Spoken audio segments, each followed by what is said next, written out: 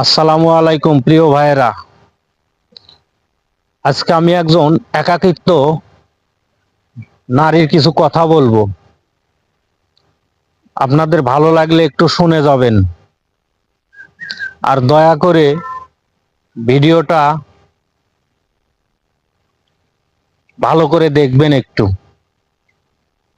সম্পূর্ণ ভিডিওটা দেখলে আপনাদের অনেক কিছু একটু শিক্ষণীয় কিছু বিষয় আসবে।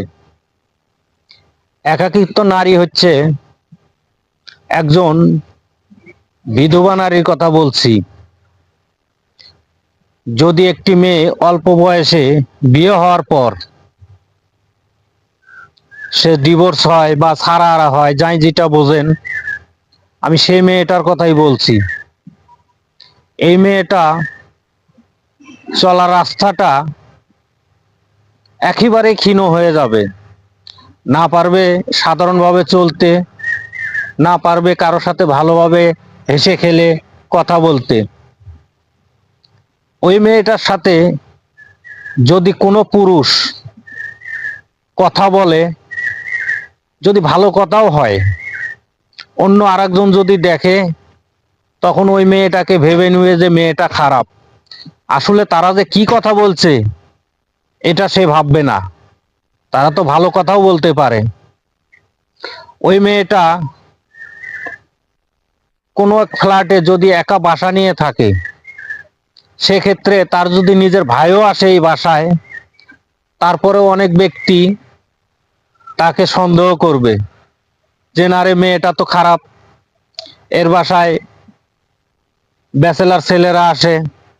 আসলে যে কে আসে এটা জানে না। তাহলে এই মেয়েটার জন্য সব সময় একটা খারাপ দিক লক্ষ্য রাখেই। মানুষও ভালোবাসে না, সে নিজের থেকেও ভালো থাকতে পারে না।